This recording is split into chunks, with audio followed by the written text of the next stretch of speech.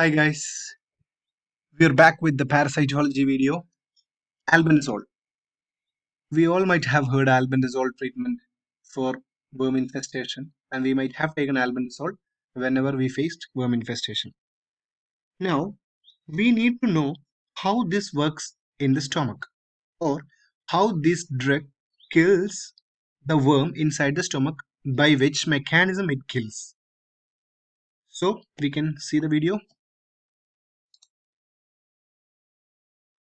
Albendazole, also known as albendazolum, is a medication used for the treatment of variety of parasitic worm infestations.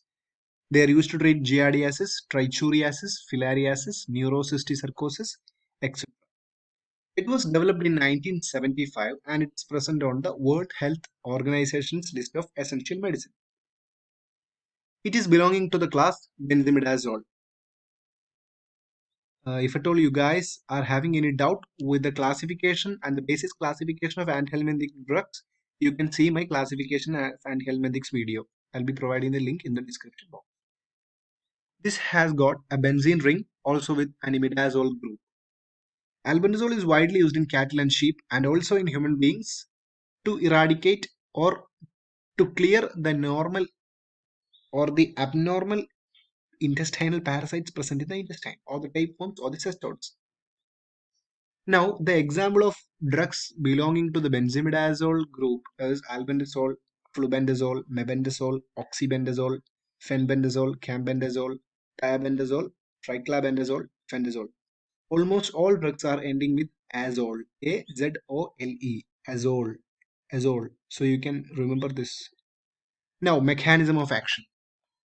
Whenever we take a capsule of albendazole or albendazole syrup, it is having a broad spectrum activity. That is, it kills many intestinal worms. The principal mode of action of albendazole is by inhibitory effect on tubulin polymerization, which result in loss of cytoplasmic microtubules. You didn't, I think you cannot understand by simply saying this, but I can say this. See, actually, a microtubule consists of dimers of many dimers. Microtubule consists of many dimers. This dimer is made up of alpha tubulin and beta tubulin.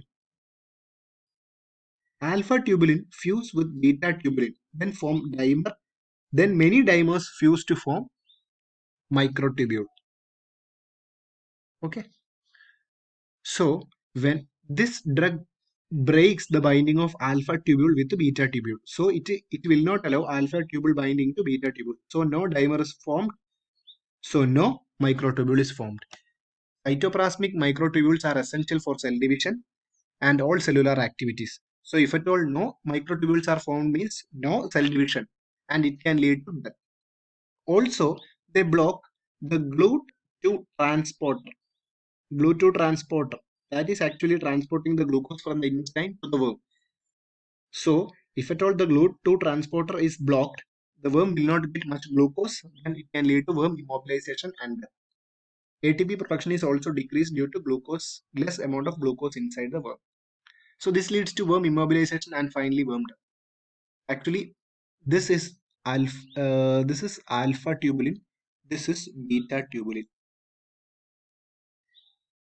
Mebendazole and albendazole and all azole drugs prevent the binding of alpha tubule with the beta tubule. So no dimers are formed. So microtubule formation will not occur. Also, this is the GLUT transporter and these are the glucose molecule. This glucose transporter will be blocked by the albendazole and mebendazole, benzimidazole drugs. So no glucose will be taken into the worm cell. So cell may die off due to ATP depletion. It may die and cause immobilization and finally the death. So clinical use used to treat intestinal nematode infections such as mainly Ascaris infection, Enterobius infection, Strongyloides infection, Trichinella infection, Ankylostoma which cause cutaneous larvae migrants, and Trichuris trichura infections. Pardon me, I have didn't put an underline for the scientific name. Now used in cestode infection, mainly Taenia solium neurocysticercosis and Echinococcus hydatid disease. So these are the albendazole and mebendazole tablets and syrups. So These are some tips you can use it. All it is finding useful. Thank you.